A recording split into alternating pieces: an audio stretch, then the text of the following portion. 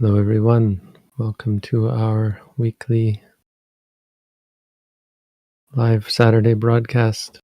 We've missed a couple of sessions recently where our intention is always to do it every week, but we've had some technical difficulties, which should get better, hopefully, now that we've moved to our new center. So, as of yesterday, we are in one location, no more using a rental house to accommodate meditators. We have a 1 acre property with trees and a house for the meditators and a big hall, big meditation hall in the back. It's not finished yet, but it's ready for enough for people to move in. There's hot water, there's bathrooms, and we're up and running.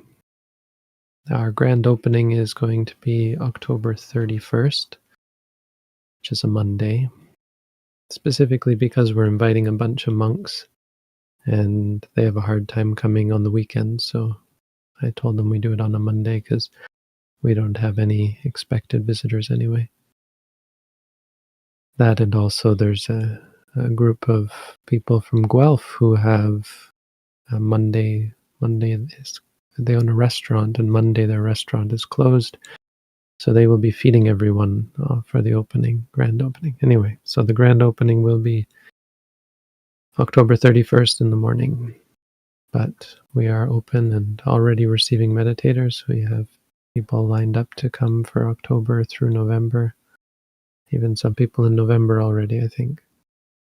But because we have this location now, we can hopefully move this broadcast to local once we get the internet set up properly. We can have the crew here take over from Chris, who has done a great job doing it remotely from California. So Chris and I are not in the same location. We're doing this over the internet, and that seems to cause some level of challenge. Okay, so as usual, at quarter after the hour, we'll start. So until quarter after the hour, we will do silent meditation. You can do meditation as you like, walking and sitting, lying if you can't walk or sit, standing if you can't walk, sit, or lie down. Whatever is suitable for you until the quarter after the hour.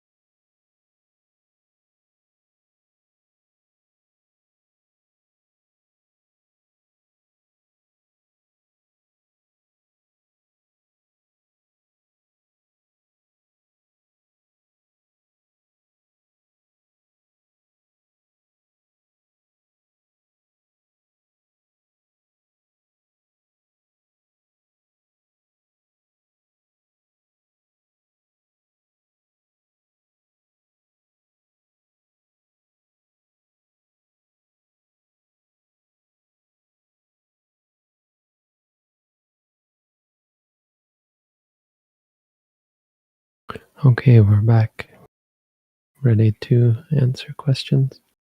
If you have any questions, you can continue to post them in chat. If you don't have questions, you can just sit back and practice mindfulness with us. Thank you, Bhante. We do have questions. When walking while very anxious or stressed, and when it's not feasible to stop walking and note the stress, what's best to note, the walking or the emotions?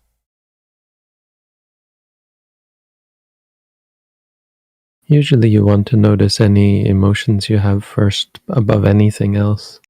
They're just such a problem. I mean, well, problems may be too strong a word. They're such an impactful state of mind. They are the karmically potent mind states. So anxiety is karmically potent and leads to suffering as a result. So it's important that you note that it gets in the way of your practice, it gets in the way of clarity, it gets in the way of tranquility.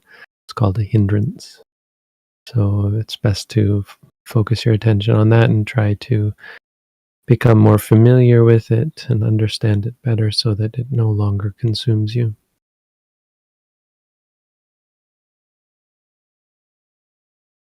When walking in the street, I was instructed to note the walking and also to note all other predominant phenomena like thinking, seeing, drowsy, etc.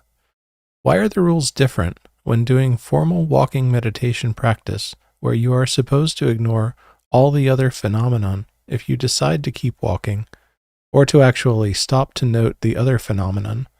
And why isn't the street walking mindfulness described above considered true mindfulness? Can my mindfulness still improve from doing it? So there are no rules about this. I think I'm not sure who you learned this from, if it was me or someone else. But sometimes this is a common thing, it seems, where it's like a game of telephone. We give some instruction and the meditator interprets it and interprets it in a way that wasn't expressed in the instruction. So just a few. I guess there's a few things about this. Of course, a very big question, but that's the first thing: is that it's not rules. We suggest meditators during formal meditation to consider not stopping. So we say you don't have to stop for every little thought. You can just bring your mind back to the foot and keep walking. Otherwise, you'll never walk. One reason is because you're walking quite slowly. Another reason is that it's formal meditation.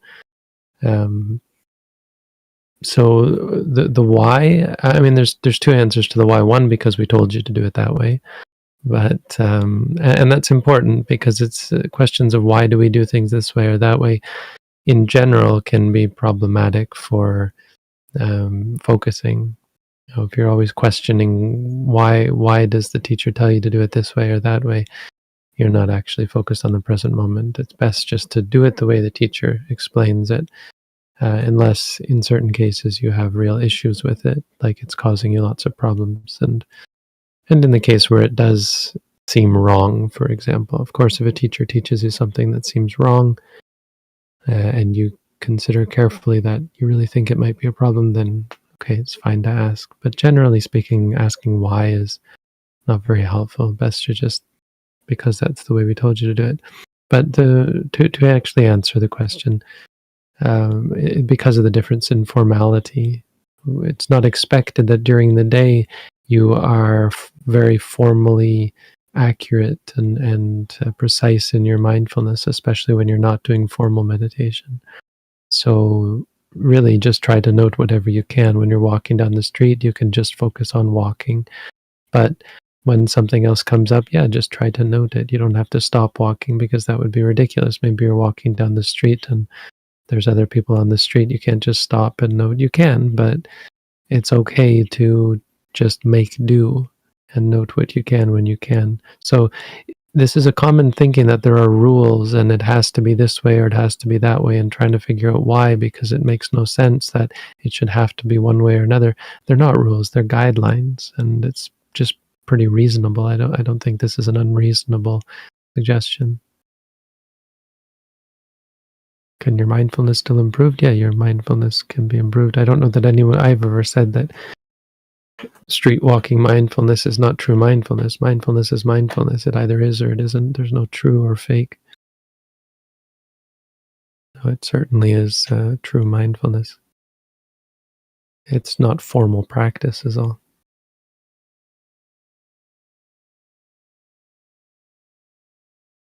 When noting, should one use a verb or noun? For example, sometimes when noting thinking, it's like I mindlessly just noted and it may continue, but when I note thought, I recognize that there is a just thought. That's not an important distinction. It can be either a verb or a noun. There's no problem with either. And I would caution against fixating too much on one or the other, like one is better than the other. It's kind of missing the point. Fixating on words, obsessing over which words you use is a real dead end. It doesn't lead to any good. There's no benefit to finding, quote unquote, the right word. It's not really supposed to be rocket science or linguistics or something. Use a word that encompasses the experience, and that's it. Like in English, we say rising and falling, which is kind of ridiculous. The stomach doesn't rise or fall. It's just an English expression, one that makes it hard to translate it into other languages. Other people, non-native English speakers, are confused as to what you mean by rising and falling. So, if English can get away with something so imprecise, it's not a problem.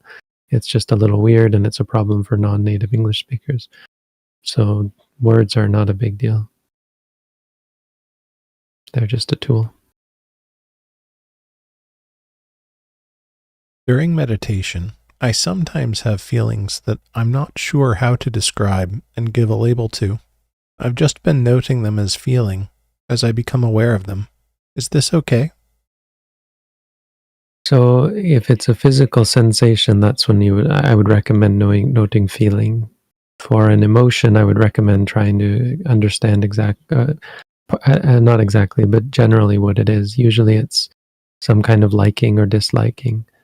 I mean, it generally falls into one of the categories of the hindrances, whether liking or disliking, or else it's worry or anxiety or restlessness. If you absolutely can't identify it, then it's okay to note feeling. It's not wrong. It's just, I would recommend trying to be a little more precise than that, because all the hindrances are vastly different. When I note, I become relaxed and somewhat enjoy it sometimes, and I'm not stressed as if there is a distance between the emotions or experience and witnessing. Is this possible? Well, anytime you suggest as if, that's not real, right? So asking if it's possible doesn't make any sense.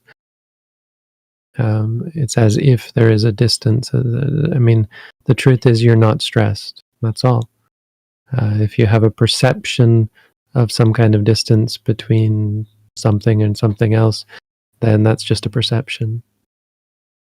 You can just note it as that. When you're relaxed, you should note that. When you enjoy it, you should note liking. But it's understand that there's a difference between experiencing and interpreting. So you saying that there's a distance between is just an interpretation that may be based on some kind of perception of distance, which is also just a perception.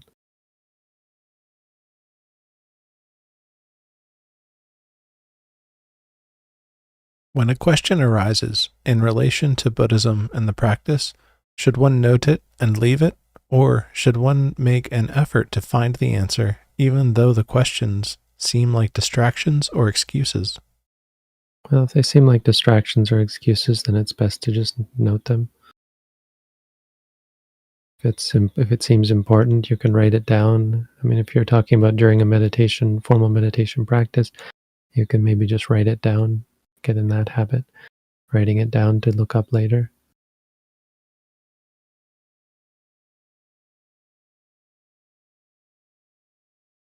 Sometimes in deep meditation, I get a feeling of being sucked in by emptiness.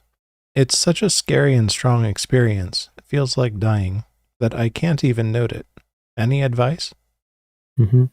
So, again, this difference between experience and perception. You get a feeling, that's experience. Being sucked in by emptiness is all just interpretation.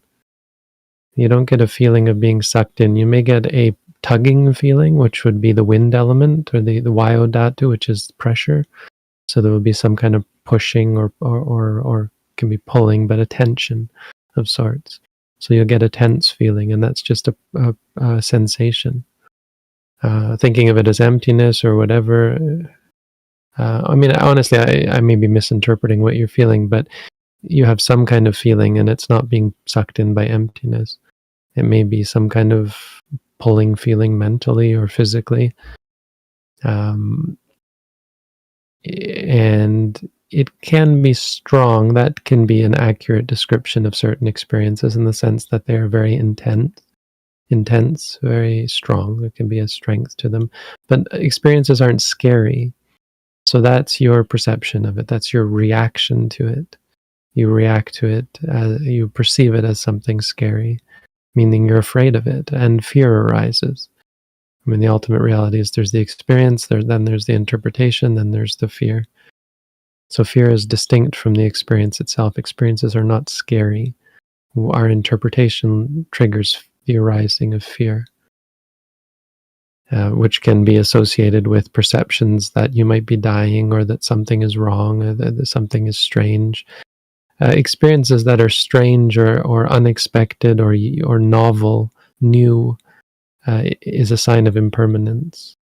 And more clearly, it's a broadening of your horizons. It's an opening up your mind to the potential for the unexpected. It's a becoming accustomed to life being unpredictable, which helps you to let go. Impermanence is important because it frees us from the expectations and the need for stability. I can't even note it is often caused by trying to note the wrong thing. Like in this case, you're afraid and the fear is preventing you from noting the other thing. What you should be doing, of course, is noting the fear. And usually the reason why you can't note is because you're not noting what is directly in front of you. For instance, maybe in this case, the fear.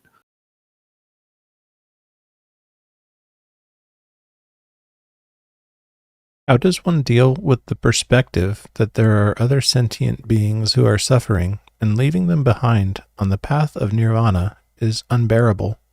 Is this just a perspective, or is there validity to it?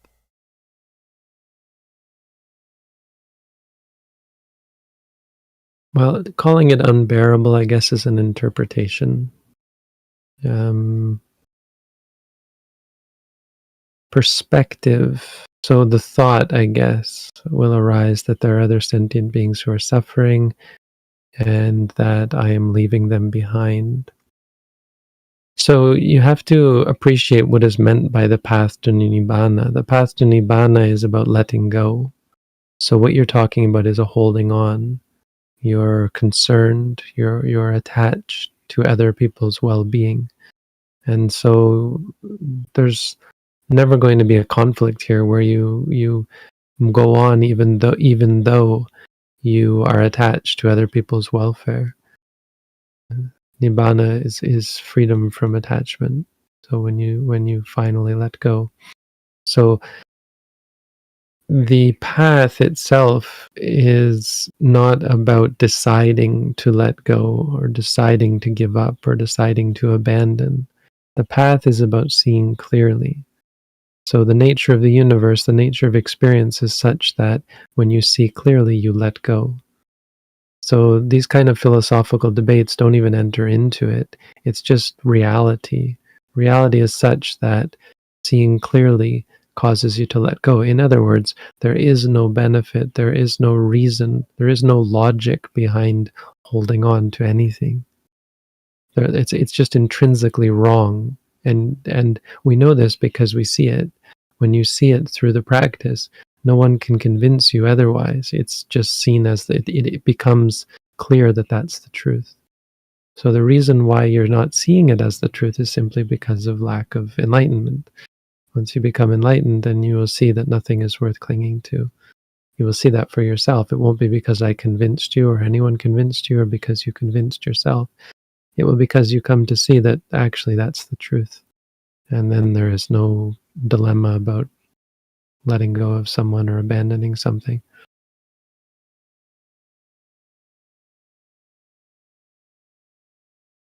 Almost all of my relationships are messed up lately because I've been mentally weak from life challenges.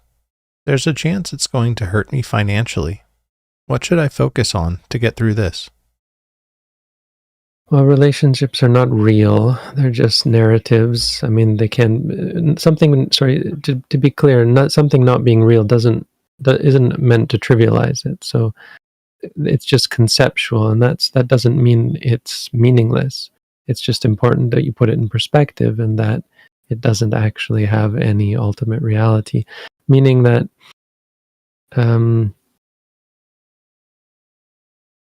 what there's something bigger going on in the background. What's going on in the background is your reactions and your judgments and your interpretations of things. So relationships being messed up is really just a perception of things being messed up, and our perceptions are largely dependent on our outlook, and mindfulness helps to cultivate a positive or a objective outlook, a wise outlook, positive in the sense of being wise. And so you're able to move beyond the judgments of things as being messed up, as life being challenging, and so on. It's possible to be very strong in the face of challenges. It just involves letting go and giving up your reactivity, the judgments of things, the clinging to things. So when you point out, for example, you give the example of it potentially hurting you financially, shows that even though these things are not real, we could say they can hurt you, but the reality behind it is that there is no you to hurt. Reality is just experiences. So the you that they hurt just means new experiences, different experiences. But second, the the difference between having a wise outlook and having a deluded outlook has a very profound impact on all of the conceptual things in our life, like relationships. So it's important to basically, to put it very simply, our relationships are something that exists in our minds. Our idea of our relationships with others, how they see us, and we can become very fixated on what we think of a relationship is, but the reality can be very different, and more importantly can change very quickly, and depends very much on our perspective and our outlook. So try and focus on mindfulness, try and cultivate clarity of mind, and take things rather than in terms of relationships, like suppose my relationship with my parents is messed up and they're very disappointed in me or even angry at me or not talking to me. That's just as an example. Rather than thinking of it like I have a bad relationship with my parents, try and see the present experiences that you have with them when you interact with them. Try and see them with wisdom and try and go through them with wisdom, coming out of them with positive choices and beneficial choices, wholesome, clear-minded choices. And never, basically I'm saying, never get bogged down in concepts like the state of your relationship, as an example, or any of the concepts in the world. Just try and separate those conceptual things from your actual experience. So when you meet with someone, rather than carry around all this baggage of what our relationship is, what I've done in the past, what they've done in the past, and that has a very real impact on things like relationships and things like financial stability as well. It can be subtle, but your life changes very much for the better as you are more mindful and more present. So try and make that separation and just stay with your experiences, be with your experiences, rather than worrying about the past or the future.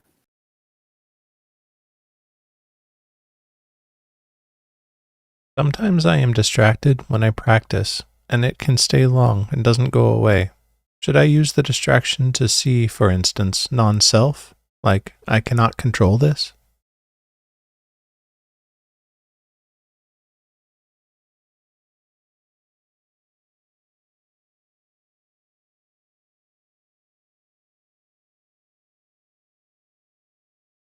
Sorry, 1 second.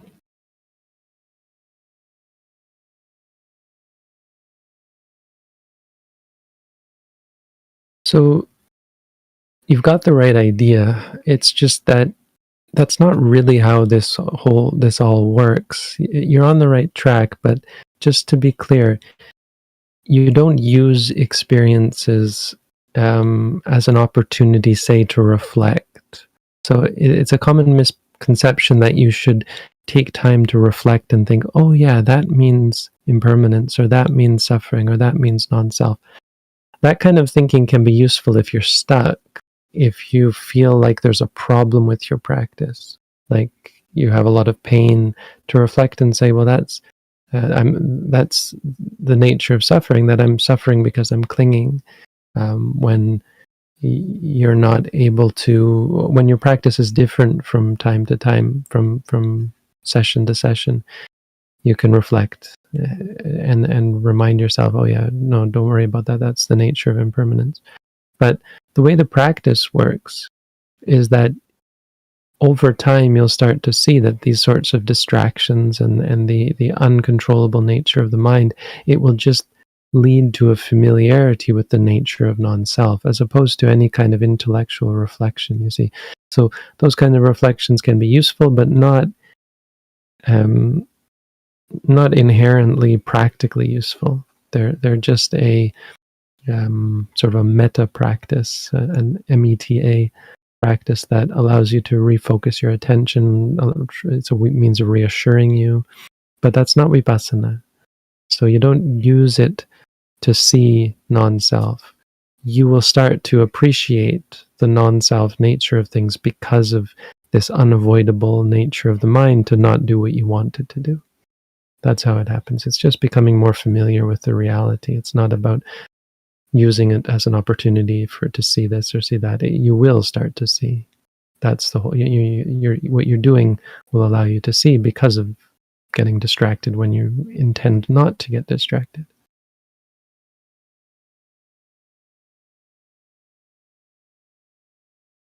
I've been sitting cross-legged for at least a year, and my knees are still high up. I've been using pillows. Should I start my sitting with some space between my legs and the pillows, like an inch or so?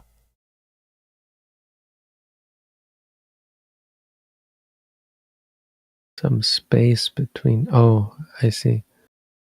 No, that's not a huge issue. I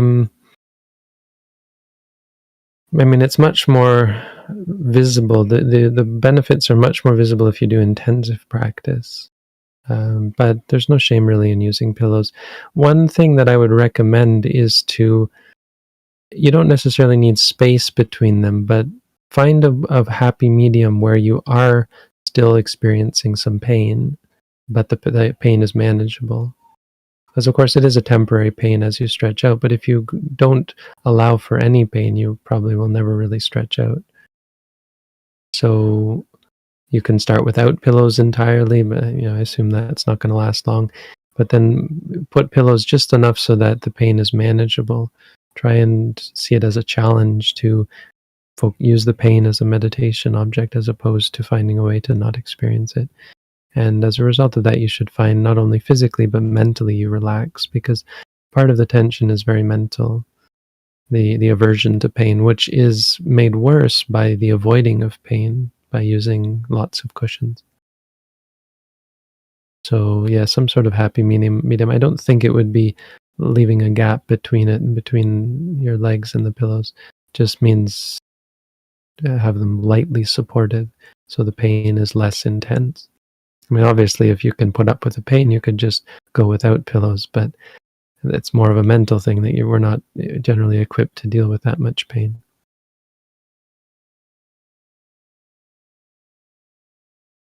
Through the practice, I feel much less angry, less stressed, and I worry less, which I am greatly thankful for. But I wouldn't say that I feel much happiness. Doesn't this practice lead to happiness? The practice leads to clarity. Clarity leads to happiness. So yeah, it does lead to happiness, but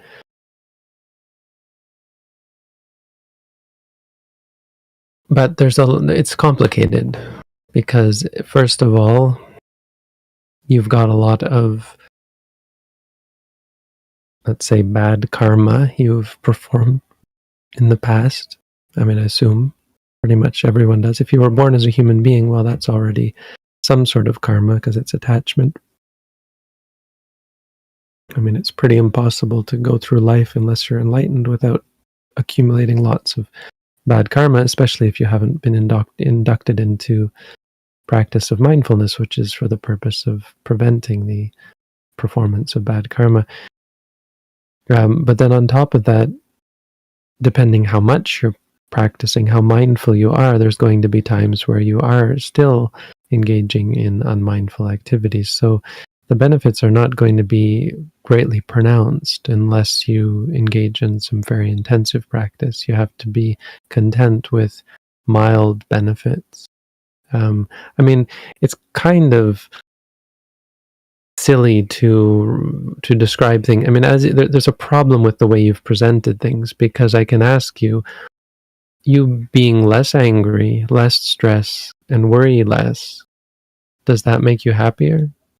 No, is that considered a happier state than being very angry, being more stressed, and worrying a lot? You might argue that you don't feel pleasure, but pleasure is not synonymous with happiness. And I would say there's no question that what you have described is a far, far happier state than the alternative. And so the benefits may not be pronounced, and there might not be giddiness, and certainly not necessarily pleasure, but there is an incredible amount of happiness just being described in your question. So I guess part of the answer is just reinterpreting what you mean by what should be meant by happiness. Because if happiness is synonymous with pleasure, well, you've got a problem, because you're not going to always feel pleasure, and pleasure, furthermore, leads to liking and attachment and actual suffering. I mean, pleasure itself doesn't, but it isn't free from that. And of course, liking it is the problem. Wanting it, even. People in the invisible world are existing parallelly with us in this visible world. They can see us but can't talk to us. I often feel that my deceased mom is present with me. Is this correct?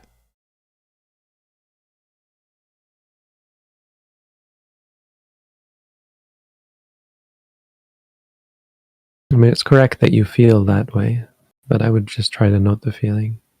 If you're thinking about your mother, then you can note that.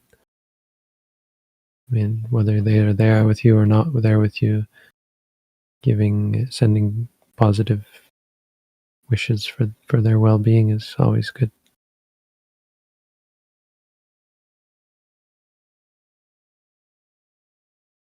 How can I become more austere? I sometimes am discouraged when seeing people who are very disciplined, whether it's in a meditative sense or in other ways, like people in a military boot camp, etc. Well, yes, I mean, that's one of the problems with comparing yourself to others. It's a kind of conceit that arises, thinking yourself less than someone else, comparing yourself to someone else and feeling that you're inferior to them, you're inadequate, and so on. It's a real trap. It's not helpful. It's a bad practice. So you should try to note that and note the discouragement. The only way to become something that you are not is to, well, no, that's not true. The best way to gain good qualities that you don't have is to focus on what you do have and work through it. Because ultimately all you need to do is get rid of that which is preventing you from being a pure and let's say perfect being. This is why, there's this talk even in Buddhism about us being perfect by nature, and all that's the only problem is that which clouds that perfection. In Mahayana Buddhism, I think they talk more about it, but the Buddha in the Theravada texts, he says that the mind is bright, the mind is luminant, it's pure, clear, but it's only polluted by visiting defilements. And so if you free yourself from the defilements, then you've done all that needs to be done. So rather than brushing that aside, the bad things aside, and trying to be something that you're not, like austere, for example, get rid of the things that are preventing you from being austere. Not that you have to be particularly austere, but to the extent that austerity is a good thing, you'll be much more inclined towards it if you free yourself from, say, greed and anger and delusion.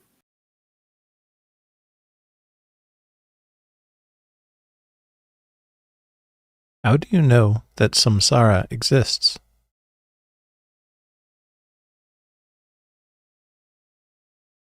Samsara is just a word.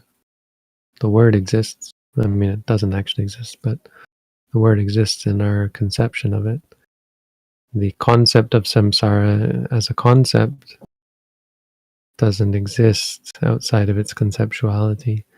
But if by samsara you mean reality, well, say that reality doesn't exist is some pretty strong mental gymnastics. Pretty clear, practically speaking at least, that reality exists. We're not so much concerned about what exists and what does not exist. Buddhism is much more practical. Suffering exists, the cause of suffering exists, the cessation of suffering exists, and the path leading to the cessation of suffering exists. So not many meditation questions this week. I guess we've been away. I don't know if the audience is, well, we don't have as many people today. But maybe if there's no more meditation questions, we can just end it there. We can end early. That seems to be the case, Bhante. Okay. Well, thank you all for coming, for tuning in and practicing with us. I wish you all peace, happiness, freedom from suffering. Have a good week. Sadhu.